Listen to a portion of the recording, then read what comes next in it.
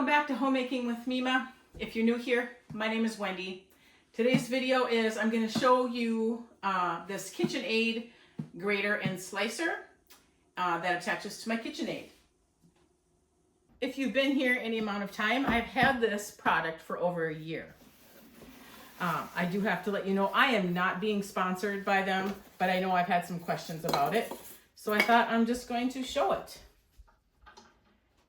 You remove this piece from your KitchenAid, okay? There's a little screw thing here, okay? And this is how it comes packed, and I just repack it the same way that it came packed.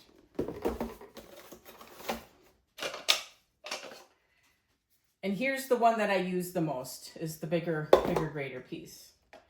And it comes with, well, I'll show you this in a minute. So what you want to do is you want to take this and you want to get it into here. Unscrew it so it can fit. Okay. Once you get it in here, then you want to screw it tight to hold it in place. Okay. This lever is only for this piece, for releasing it. So I'm going to place this piece in here and just pop it in. There we go. Sometimes you got to finagle it.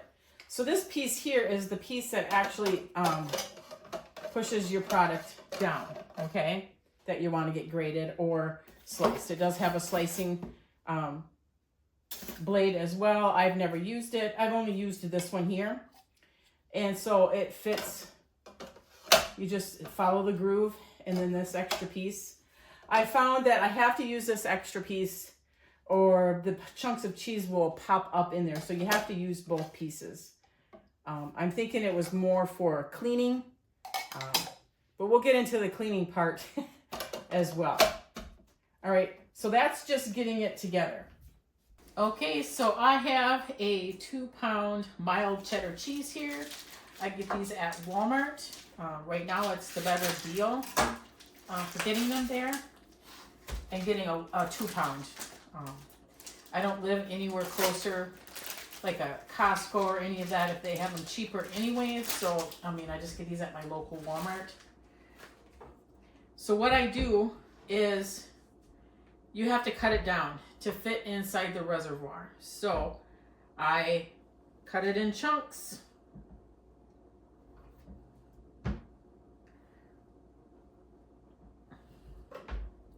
Then I cut these chunks into into more chunks. Makes it easier to get it into the reservoir to grate. All right, I'm going to finish cutting this up and I'll bring you right back.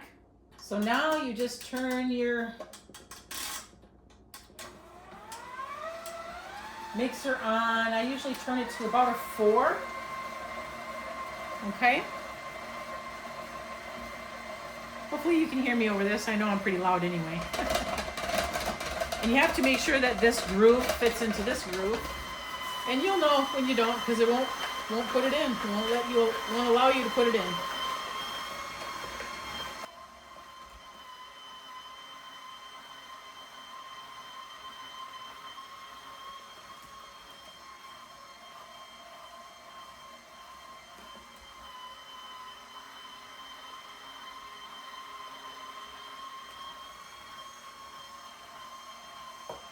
I am going to see if I can do this one-handed, so bear with me.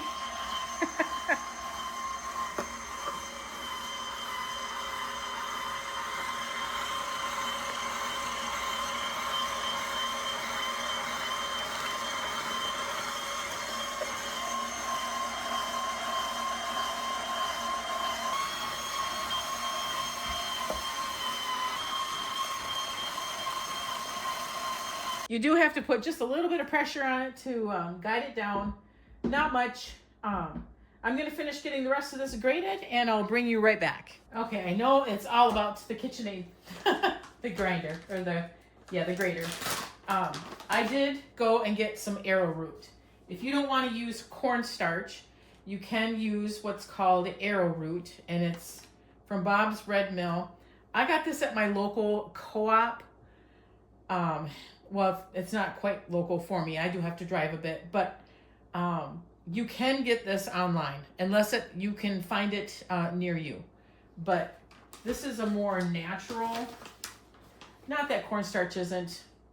There's just discrepancies about the cornstarch and all this and that. So I thought, you know what? Instead of trying to explain myself to anyone, I am just going to get some, woo, look at that. Some arrowroot. So then I put two tablespoons per 2-pound block. You know how you have that coating that's on your cheese when you buy already shredded cheese in the grocery store? We're not really sure what that is. I've heard rumors that it's possibly wood pulp. This is not wood pulp. This is like a cornstarch, like a starch. Okay? And you just keep mixing until it's coated. Now, granted, you're going to have a little white residue, but this is going to help keep it separated while it's white when you freeze it. Okay? You don't have to do this. You certainly do not have to do this. And your family will get used to it. I know mine has. At first there was question, and you can just keep stirring up and it'll, blend in a little bit more. All right, let me get this cheese. I'll get it put away.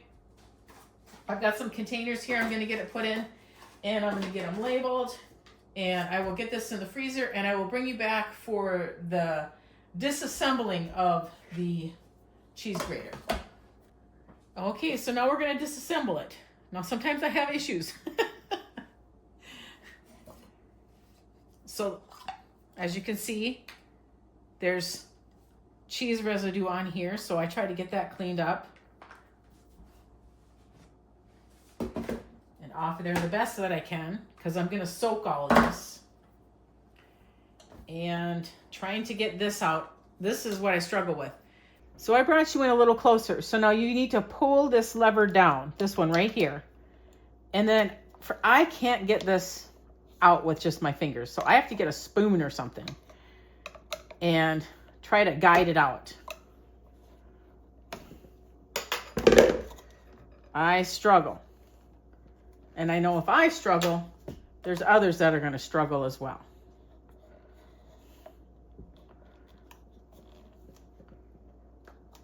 And just pull, see what I mean? It's the cheese that doesn't get grated that is holding that in there. That's the downfall of this. Okay, here we go. It's coming out. So see all that cheese that didn't get grated? And there's no getting around it. There's absolutely no getting around it at all. So what I do is I just get a small container and I put all this extra cheese into it. And I use this in some freezer meals. So that's the only advice I can give you for that. Okay, so now that we've got the inside out, and I just have a little container here that I'm going to soak everything in. Now you need to unscrew it from that screw, and it'll come right out. This screw right here. All right. And try to get whatever cheese you can, because you don't want cheese gumming up your sink. All right, so I'm going to take this to the sink and I'll bring you along with me. So I brought you over to the sink and I'm grabbing a few toothpicks. I'm going to leave them up here as well. This is the struggle that I have with this, is getting it clean. So get it rinsed out real well.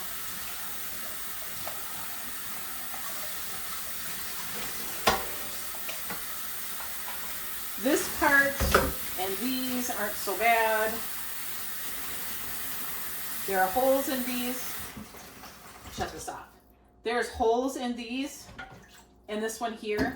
Take your toothpick and push that cheese that's in there out. Don't ask me why they have them there, but they do. Probably for cleaning. There's a reason for it, I'm sure. All right, so get the chunks of cheese out of that. Same with this one.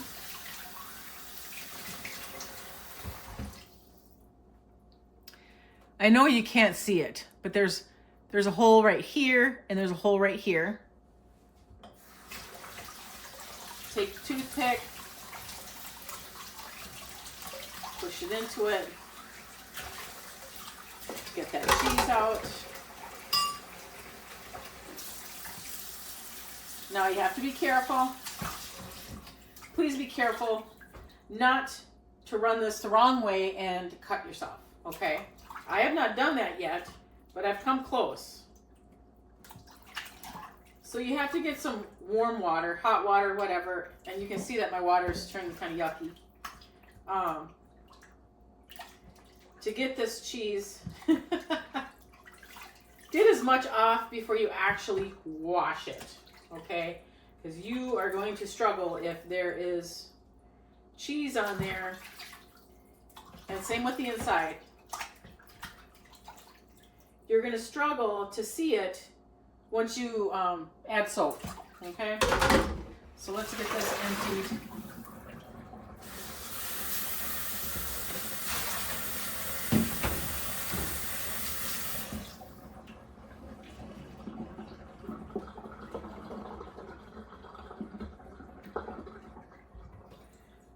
Try to get the cheese not to go down your sink.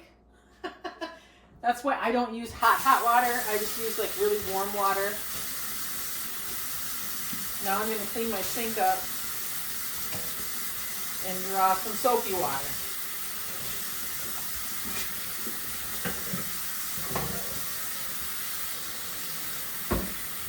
I was talking, and I know that when I run the water, it gets really super loud. I apologize. Clean your sink out once you get rid of the cheese residue, and get it cleaned out.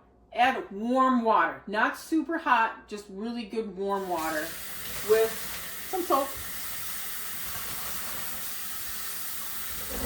I don't usually add a lot so that I can see what I'm doing in here, because you can see this is black and it's hard to see in here, okay? So I get these other pieces washed up first. I know this is self-explanatory.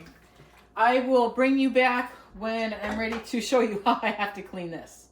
Okay, here's where your toothpicks are going to come in handy.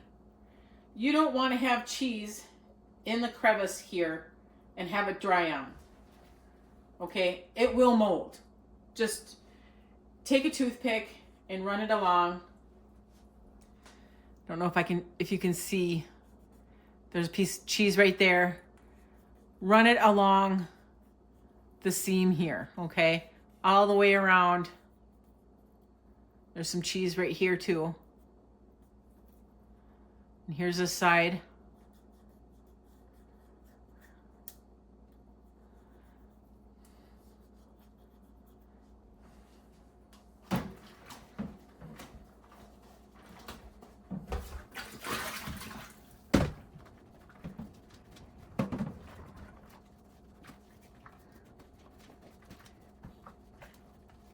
And you see how soapy this is? It's really hard to see the cheese.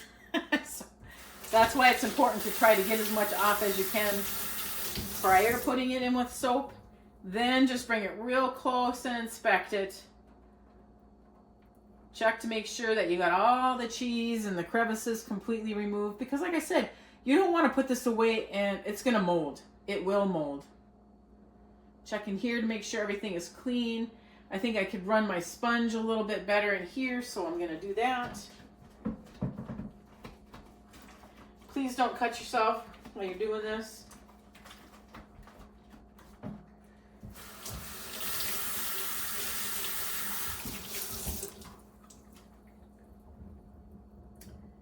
Hold it under the light the best that you can to see. It looks good. All right. Okay, let me finish getting this cleaned up and I'll be right back. Okay, so here's that cheese. I am just gonna put it in the freezer, and I usually just pull it out and throw it in with freezer meals that I'm making. So I have it all washed up, nice and clean now. And all the little grooves are cleaned up. Can't really get you to see it real good in there, but that's what's important. Get that cheese cleaned up around the grooves there. my honest opinion about this grater, the concept is totally great. I totally love the concept. This is cumbersome, having to clean this the way that I do. Am I glad that I have it? Oh, you bet, because I have had to grate cheese, and I've had to grate a lot of cheese with the hand graters, okay? Not friendly at all. Not friendly one bit. I am thankful that I have this, and I will advise the best thing for you to do before even putting your cheese away. Get this removed. Get the cheese out of there, you know, deal with that, and get all of this soaking, especially this. Get this soaking in warm, soapy water. Not super hot, just really good, warm, soapy water. And that is going to really aid the cleaning of that, the grater there. All right, that's going to wrap this up. So that's going to wrap this video up. I hope it was informational and helpful to anyone who was interested in getting the KitchenAid, you know, grater and slicer. It is a really nice, you know, product to use. It does a good job at the grating. I haven't used the slicing yet, like I've said. However, the cleaning is a pain, and I brought you along for that. So my advice is, when you go to actually grate cheese, the best thing for you to do is to get more than one chub, okay? Get 2, 3, 4, make it worth your while, okay? And I've noticed that, like the mozzarella, that grates up much nicer than the mild cheddar. But it all probably has to do with the processing as well. So that's all I'm going to share with you. I want to thank you folks so much for joining me today. If you like this kind of content and you found it informational, subscribe to the channel, give it a thumbs up, and I want you folks to make it a great day.